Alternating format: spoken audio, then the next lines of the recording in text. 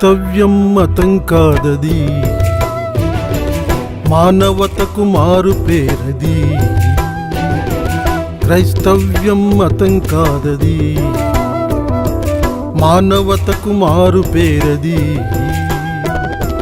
ప్రేమకు ప్రతిరూపమేయది, ప్రేమకు ప్రతిరూపమేయది. యేసుక్రీస్తు మార్గమేయది, యేసుక్రీస్తు మార్గమేయది. క్రైస్తవ్యం మతం కాదది, మానవతకు మారు పేరది.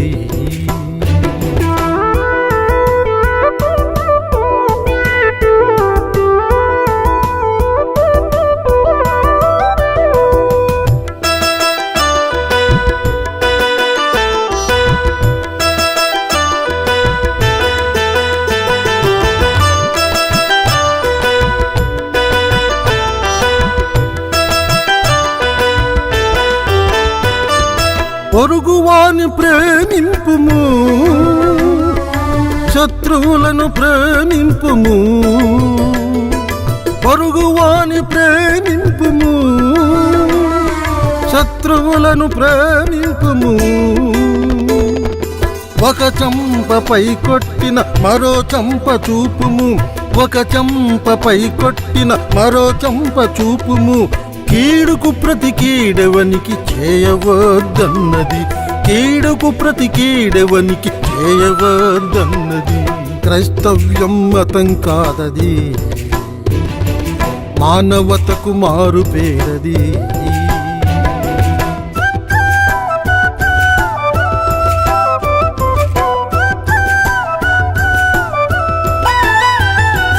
అధికారిని గౌరవింపుము, అందరికై ప్రార్థించుము. అధికారిని గౌరవింపుము, అందరికై ప్రార్థించుము. అనాథలను ఆదరించి వివాదాల విస్మరించి, అనాథలను ఆదరించి వివాదాల విస్మరించి. ఆధ్యాత్మిక జీవితాన్ని ఆచరించమన్నది, ఆధ్యాత్మిక జీవితాన్ని ఆచరించమన్నది. క్రైస్తవ్యం మతం కాదది, మానవతకు మారు పేరది.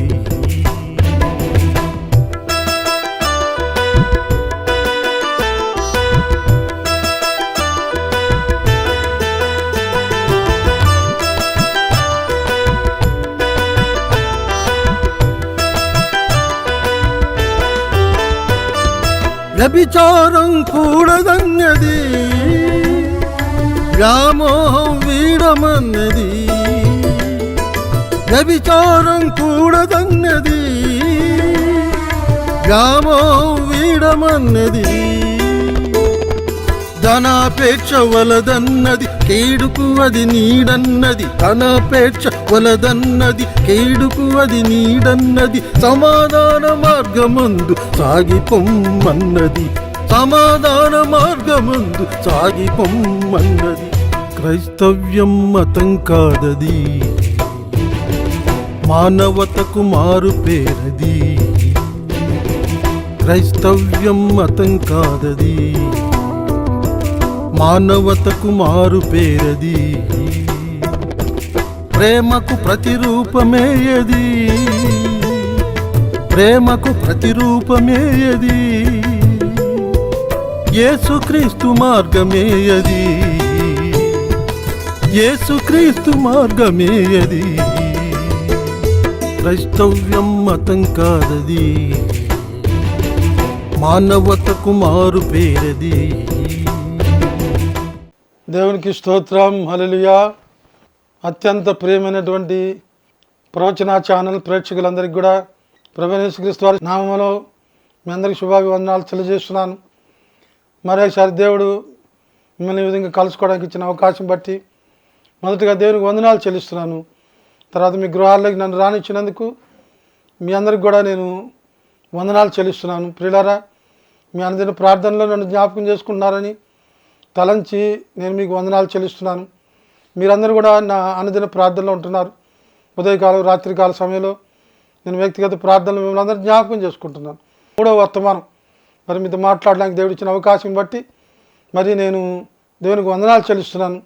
ఏదో ఈ విషయాలన్నీ నాకు తెలుసు, మీకు తెలియదనే ఉద్దేశం కాదు, కానీ దేవుని మాటల విధంగా ఒకరితో ఒకరు పంచుకోవడం ద్వారా ఒకరినొకరు బలపరచుకోవటం, ఒకరినొకరు ఆదరించుకోవటం, తద్వారా దేవుని నామునకు మహిమ, శత్రువుకు సుగ్గు కలిగినట్లు. అంతేగాని మీకు తెలియదు, మరి మీరు నా మాటలు వినాలి, నేను చెప్పినట్టు చేయాలనే ఉద్దేశం కానే కాదు. నేను ఒక దేవుని సేవకుడిని, అయోగ్యుడిని, అపాత్రుడిని. మరి అంత మాత్రం కాకుండా పిల్లలు మరి పరిశుద్ధైన పౌలు గారు అంటారు, ఒక సిలువ వేయబడిన యేసుని తప్ప నేను ఏమి ఎరుక్కుందును కాక. తీయటి మాటలు చెప్పి, ఏదో ఉబ్బించే మాటలు చెప్పి, నాకు మర్మాలు తెలుసు, ధర్మాలు తెలుసు, నేను గొప్ప ప్రసంగికుడిని అనేటువంటి ఒక ఎగ్జిబిషన్ చేయడానికి నేను రాలేదు. కానీ ఒక దేవుని సేవకుడిగా దేవుడు నాకు ఇచ్చిన ఈ అవకాశాన్ని వినియోగించుకోవడానికి ఈ మాటలు మరి మాట్లాడడం జరుగుతుంది. ప్రార్థన చేసుకొని మొదలు పెట్టుకుందాం. 3వ ప్రసంగం. కృప కలిగిన మా పరలోక తండ్రి, మీ పాదములకు వందనాలు. మరొకసారి బిడ్డలతో మీరు మాట్లాడడానికి ఇచ్చిన ఈ అవకాశం నాకు ఇచ్చినందుకు వందనాలు తండ్రి. ఈ సమయాన్ని మాకు ఆశీర్వాదకరంగా ఉంచండి, మీ నామకు మహిమకరంగా ఉంచండి, శత్రువుకు సిగ్గుకరంగా ఉంచండి. నీకే మహిమ ఘనత ఆరోపిస్తూ నీ ప్రియకుమారుడు మా ప్రభు మరక్షకుడైన యేసుక్రీస్తు వారి శ్రేష్టమైన నామములో స్తుతించి ప్రార్థించి వేడుకొంచున్నాం తండ్రి, ఆమేన్. ప్రియులారా, ప్రతి క్రైస్తవ కుటుంబంలో యజమానుని యొక్క పాత్ర అనే అంశం, అంటే కుటుంబాలు ఆశీర్వదింపబడాలనే ఉద్దేశంతో కుటుంబ యజమాని మారు మనసు పొందినవాడై, బాప్తిజం తీసుకున్నవాడై, మరి కుటుంబాన్ని భక్తి విధానంలో నడిపించే విధానం కలిగి ఉండాలి. ప్రతిదినము బైబిల్ చదివేవాడిగా ఉండాలి. బైబిల్ని ధ్యానించి మరి వాక్యానుసారంగా జీవించేవాడిగా ఉండాలి. తన కుటుంబ యజమాని వాక్యానుసారంగా జీవించేవాడని, దైవభక్తి కలిగిన వాడని, దేవుడంటే భయపడేవాడని, మంచి సాక్ష్యం కలిగిన వాడని భార్య బిడ్డలకు తెలవాలి. అప్పుడు భర్తని గౌరవిస్తుంది ఆవిడ, తండ్రిని గౌరవిస్తారు పిల్లలు. వాళ్ళు తప్పులు చేయడానికి అవకాశం ఉండదు. తన భర్త గారు మారు మనసు పొంది బాప్తిజం తీసుకొని బైబిల్ని ప్రతిరోజు చదువుకుంటూ దైవభక్తులు ఉంటూ తన సహధర్మచారిణి అయినటువంటి భార్యను కూడా భక్తి విధానంలోకి నడిపించాలనే అంశం గురించి మనం మాట్లాడుకున్నాం. ఎందుకంటే గృహ నిర్మాణంలో భార్యాభర్తల పాత్ర చాలా ప్రముఖమైనటువంటిది. ఒక కుటుంబం చిన్న భిన్నం కావడానికి కానీ, ఒక కుటుంబం పదిలంగా పటిష్టంగా 10 కాలాల పాటు ఉండాలన్నా కానీ భార్యాభర్తలు ఇద్దరు కూడా సమానమైనటువంటి బాధ్యతలు కలిగినటువంటి వాళ్ళుగా ఉండాలి. వాళ్ళు పెళ్లి చేసుకున్నప్పుడు వాళ్ళు చేసే ప్రమాణాలు అవే. ఆయన గారు చెప్తాడు, కష్టాల్లో, బాధల్లో, నష్టాల్లో నిన్ను ఎప్పటికీ విడిచిపెట్టను, నిన్ను హత్తుకొని ఉంటాను, నేను విడిచిపెట్టను అనేటువంటి ప్రమాణాలు చేస్తాడు. ఎట్టి పరిస్థితుల్లో కూడా నిన్ను విడిచిపెట్టను అని. మన హిందువుల సోదరుల్లో కూడా మరి ఇలాంటి మంచి ఆచారం ఉంది. ధర్మేచ్ఛ ధర్మ విషయంలో, కర్మేచ్ఛ క్రియల విషయంలో, అర్ధేచ్ఛ డబ్బుల విషయంలో, మోక్షేచ్ఛ పరలోకల విషయంలో, కామేచ్ఛ కోరికల విషయంలో, నా అతిచరామి హద్దు మీరను ఒకరికొకరు చేసుకునే ప్రమాణం. నీకు తెలియకుండా ఏం చేయనయ్యా, డబ్బుల విషయంలో కానీ, చేసే పనుల విషయంలో కానీ, కోరికల విషయంలో కానీ. పరలోకానికి కూడా ఇద్దరం కలిసి వెళ్ళాలి. ఎంత మంచి మాట అది. మోక్షేచ్ఛ నా అతిచరామి అతిక్రమించను. ఆర్ఆర్కమూర్తి గారు మంచి పాట రాశాడు దీని మీద. నాతిచరామి యేసు నాతిచరామి నీవే నీవే నామి రక్షించవా యేసు స్వామి. నాతిచరామి యేసు నాతిచరామి. బలిపీఠం దగ్గర భార్యాభర్తలు ఏ ప్రమాణాలు చేశారో ప్రతి ప్రమాణానికి కట్టుబడి ఉండాలి. అన్ని దేవుని వాక్యానికి సంబంధించిన మాటలే. పిల్లలు చూస్తుండగా భార్యాభర్తలు చండాలపు మాటలు తిట్టుకుంటుంటారు పల్లెటూళ్ళల్లో. మరి ఆయన తాగి వచ్చాడంటే ఏం మాట్లాడేది కూడా అర్థం కాదు. ఎదిగొచ్చారు పిల్లలు. మరి చిన్నపిల్లలు నేర్చుకుంటారేమో. తల్లిదండ్రుల ప్రవర్తన పిల్లల మీద ఎంతైనా ఉంటుంది. తమ భక్తి జీవితాన్ని పిల్లలు పటిష్టంగా చూడగలగాలి, క్లియర్గా చూడగాలి. మా అమ్మ అంటే అలాంటి మాటలు మాట్లాడదు, మా నాన్నంటే అట్లాంటి పనులు చేయడు అనేట్టు ఎవరైనా మీ నాన్న పని చేసిండా అనే విధంగా బాధపడేలా ఉండాలి. ఎందుకంటే తల్లిదండ్రుల మీద వాళ్ళకు ఉండే నమ్మకం అట్లాంటిది.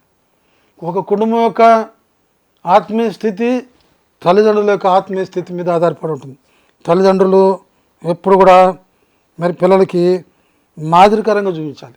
ఏ విధంగా మాదిరికరంగా జీవిస్తారంటే మరి ప్రార్థన జీవితం ద్వారా. ముందు చెప్పాను కదా యెహోషువ గురించి. మోషే చచ్చిపోయిన తర్వాత యెహోషువ నాయకుడు అయ్యాడు.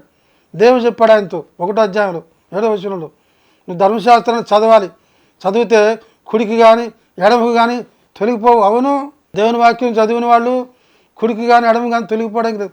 దావీదు మహారాజు చెప్పిన మాట అదే, నేను పాపము చేయకూడనట్లు నీ వాక్యము నా హృదయంలో ఉంచుకున్నాను అంటాడు.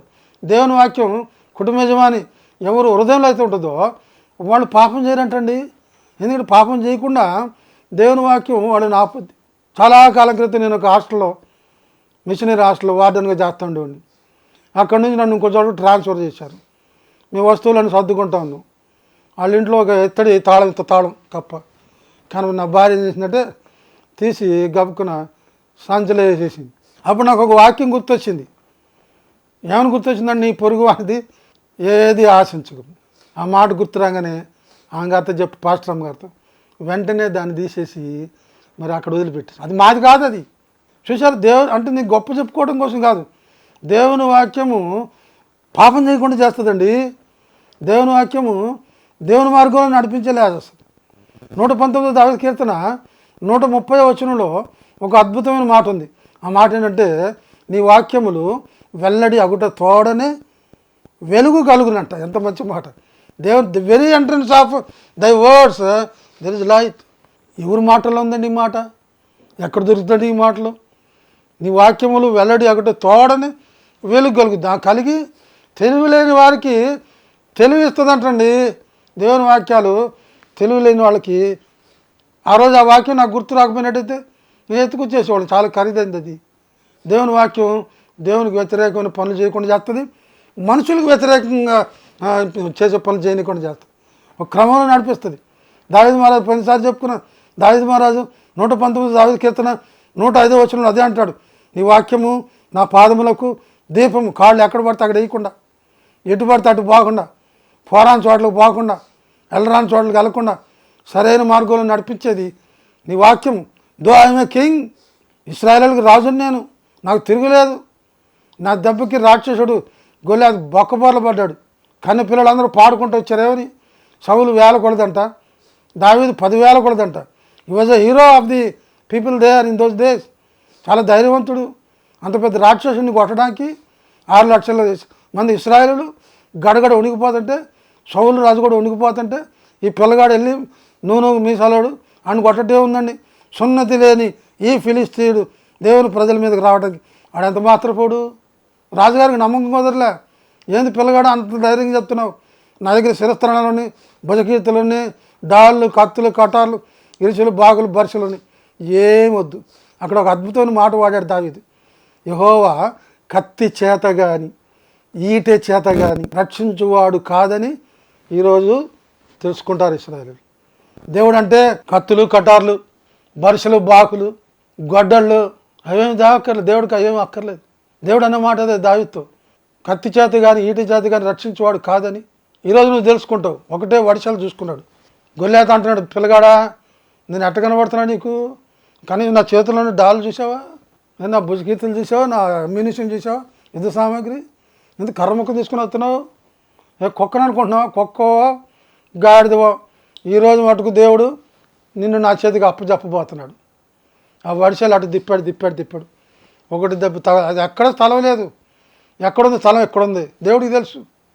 అక్కడ వెళ్ళి తడింది రాయి. బొక్కబోర్ల పడినట్టు అతనికి కత్తితో అతని తలకాయ నరికేసి. దావీదుకి దేవుని వాక్యంలో ఉన్నటువంటి ఆ నమ్మకం ఆయన సిగ్గుపరచలే. నీ వాక్యము నా పాదములకు దీపం, తర్వాత నా త్రోవకు వెలుగు, నాకు దారి చూపించేటువంటిది. అందుకని భార్యాభర్తలు మరి పిల్లలకి నమూనాగా ఉండాలి దేవుని వాక్యం విషయంలో. మా తల్లిదండ్రులు దేవుని వాక్యం ప్రకారం జీవిస్తారు. నా తల్లిదండ్రులు దేవుని అందు విశ్వాసం కలిగినటువంటి వీరులు అని చెప్పి అప్పుడు ఏం జరుగుతుందంటే బిడ్డలకి తల్లిదండ్రుల మీద విశ్వాసం పెరుగుద్ది, తల్లిదండ్రుల మీద గౌరవం పెరుగుద్ది. ప్రతిదినం కూడా మరి కుటుంబంలో ఉన్నప్పుడు పిల్లలతో దేవుని వాక్యాల్ని మరి షేర్ చేసుకుంటూ ఉండాలి. నేను వాక్యం చదివిన తర్వాత పొద్దున పూట బ్రేక్ఫాస్ట్ టైంకి మా అమ్మగారి దగ్గర కూర్చునేవాడిని. ఆమె అడిగేవారిని, ఈరోజు ఏం చదివామని, ఈరోజు పలానా వాక్యం చదివాను. ఆ వాక్యంలో నాకు తట్టిన మరి ఆలోచనలను ఆమెతో షేర్ చేసుకునేవాడిని.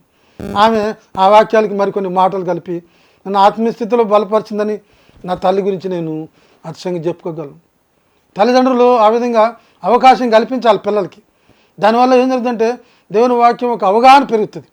దేవుని వాక్యం మరి హెబ్రీయులకు రాసిన పత్రిక 4:12 ఒక మాట ఉంది. ఎలా అనగా దేవుని వాక్యము సజీవమై. ఎక్కడ దొరుకుద్దండి ఈ మాట? దేవుని వాక్యము ఈజ్ ఎ లివింగ్ వన్, జీవం కలిగినటువంటిది. There is life in the word of God. దేవుని వాక్యం ఎవరైతే చదువుతారో మరి వాళ్ళలోకి లైఫ్ వస్తుంది. దేవుని వాక్యం అయితే ఎవరైతే చదవరో, ఎవరి జీవితంలో దేవుని వాక్యంలో లేదో, they are lifeless, they are without life. కనుక కుటుంబ యజమాని గారు, ఆమె భార్య గారు, మీ పిల్లలు జీవింపజేసి ఉండాలనుకుంటున్నారా? వాళ్ళ జీవితాల్లో జీవం అనేది ఉండాలనుకుంటున్నారా? అలా అయితే దేవుని వాక్యం తప్పనిసరిగా ఓ చోట వ్రాయబడింది, క్రీస్తు వాక్యము మీ అందు సమృద్ధిగా నివసింపనివిడి. ఫుల్గా ఉండాలి దేవుని వాక్యాలు పిల్లలకి. చిన్నప్పుడు నాకు చాలా అధ్యాయాలు కంఠస్థం పెట్టా. 1వ కీర్తన, 23వ కీర్తన, 15వ కీర్తన, 133వ కీర్తన, 148వ కీర్తన, 119వ కీర్తన చెప్పలేకపోయి. ఎందుకంటే పెద్ద అయినప్పుడు చాలా వాక్యాలు తెలుసు. అందులో కొండ మీద ప్రసంగం, పరలోక ప్రార్థన, 10 ఆజ్ఞలు, ఇట్లా ఇవన్నీ మా ఇంట్లో కంఠస్థం చేయించారు. నాకు లోక సంబంధమైన ఆశీర్వాదాలు కోసం నేను ఎప్పుడు ఎదురు చూడలే. పరలోక సంబంధమైన ఆశీర్వాదాల కోసం ఎదురు చూసే విధంగా చూసా. ఆ విధంగా నేను మరి పరలోక సంబంధమైన ఆశీర్వాదాలు పొందుకోవడం ద్వారా భూలోక విధంగా కూడా నేను ఆశీర్వదింపబడ్డా. అందుకని నా బిడ్డలకు కూడా నేను ఆశీర్వాదం అయ్యా. ఈ విషయం నేను అతిశయంగా చెప్పుకోగలను. బిడ్డలతో వాక్యాలు పంచుకోండి, విస్తృతంగా పంచుకోండి. చదువు నేర్పించాలి కదా, చదువులు ముఖ్యం. అవన్నీ ఆటోమేటిక్గా అవే వచ్చేస్తాయి. మీకు సంగతి తెలుసా? నేను కాలేజీలో అందరికంటే ఒక 4 మార్కులు నాకు ఎక్కువ వచ్చాయి. నేను ఎక్కువ సంపాదించుకున్నాను. అయితే నేను అనుకున్న టార్గెట్, దేవుని ఉద్దేశాలు వేరే. నేను డాక్టర్ని కావాలనుకున్నాను, ఆయన ఉద్దేశం వేరే. అందుకని నేను దాన్ని జస్టిఫై చేయలేకపోయాను. ఏదైనా దేవుడు నా పట్ల ఏమనుకున్నాడో అది జరిగి తీరుతుంది. ఇర్మియా గ్రంథం 29 ఏంటంటే, నేను మిమ్మల్ని గురించి ఉద్దేశించిన సంగతులను నేను ఎరుగుదును. I know the plans that I have towards your life. మీ జీవితాల పట్ల తల్లి గర్భాల్లో మీరు పిండాలుగా రూపొందింపబడకముందే మీరు ఎవరో నాకు తెలుసు. మిమ్మల్ని పేరు పెట్టి నేను పిలిచాను. కనుక మీ గురించి నేను కొన్ని ప్లాన్స్ పెట్టుకున్నా. మిమ్మల్ని ఏం చేయాలి, ఏం చేయొద్దు అని. I know the plans that I have for you. రాబో కాలం ముందు మీకు నిరీక్షణ కలిగినట్లుగా అవి మేలుకరములే కానీ హానికరాలు కాదు. దేవుడు మన పట్ల అనుకునే అన్నీ కూడా మన మేలు కొరకే. చాలాసార్లు మనం నిరాశపడుతూ ఉంటాం. దేవుడు నాకు తోడై ఉండలేదు, దేవుడు నన్ను పట్టించుకోలేదు, నాకు ఇందుకనే ఈ సమస్యలు వచ్చినాయి, లేకపోతే నాకు ఇందుకనే ఈ బాధలు వచ్చినాయి. కాదండి. మా అమ్మగారు అంటూ ఉండేది, ప్రతి కీడు వెనకాల ఒక మేలు ఉంటుందంట. మా అమ్మగారు చాలా చెప్పింది నాకు ఇట్లా. కనుక కొన్నిసార్లు ఏంటంటే దేవుని బిడ్డలకి కొన్నిసార్లు శోధనలు వస్తాయి. దానికి కారణం ఏంటంటే దాని వెనకాల ఒక అద్భుతమైన మేలు ఉంటుంది. యోసేపు అనేటువంటి దేవుని బిడ్డ గురించి అదే రాయబడింది. భయంకరమైన నింద వచ్చింది. నిందారహితుడు ఆయన. దేవుని యందు భయభక్తులు కలిగినవాడు, దేవుని యందు ప్రగాఢమైన విశ్వాసం కలిగినవాడు, దేవుని యొక్క దర్శనాన్ని కలిగినవాడు. దేవుని యొక్క దర్శనాన్ని నమ్ముకొని దేవుడు తన పట్ల ఏ దర్శనం అయితే కలిగి ఉన్నాడో, ఏది ఇర్మియా గ్రంథం 29:11 ప్రకారం దానికోసం ఎదురు చూస్తున్న సమయంలో క్వైట్ కాంట్రరీ టు దట్, దానికి ప్రతికూలంగా ఆపోజిట్గా ఏం జరిగింది తెలుసా? పెద్ద నింద వచ్చి పడింది. ఎవరికి రానటువంటి నింద, అందరిని ఉమ్మూసే నింద్ర, అందరి మీద పడి చితకొట్టే నింద్ర, అట్లా భయంకరంగా కొట్టేసే నింద, చంపేసే నింద వచ్చింది ఆయన మీద. తీసుకెళ్ళి జైల్లో పడేశారు. ఆయన కూడా ఆయన నిరాశపడలే.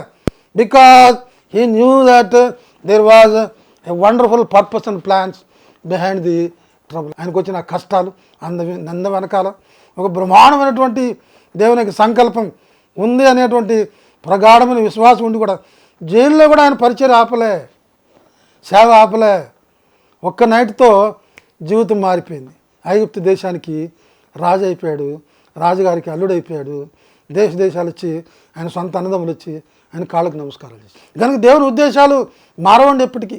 దేవుని క్రమంలో ఉన్న వాళ్ళకి మాత్రమే ఇది సాధ్యం. నువ్వు దేవుని క్రమంలో ఉండకుండా, దేవుని వాక్యానుసారంగా జీవించకుండా, దేవుని మాట వినకుండా, నా జీవితం బాగుండాలి, నేను పెద్ద చదువుకున్నాను, నాకు మంచి ఇన్కమ్ ఉంది, నాకు శాలరీ బాగా వస్తుంది, ప్రమోషన్లు వస్తాయి, ఇలా స్టేట్స్లో ఉన్నాం, మా పిల్లలందరూ ఇంజనీర్లు, లేదా సాఫ్ట్వేర్లు అని అనుకోవడానికి. ఎవరైతే దేవునికి వేరుగుంటారో, యెహోవాను విసర్జించి శరీరాలను ఆధారం చేసుకునేవాడు శాపగ్రస్తుడని ఇర్మియా గ్రంథం 17 ఉంది.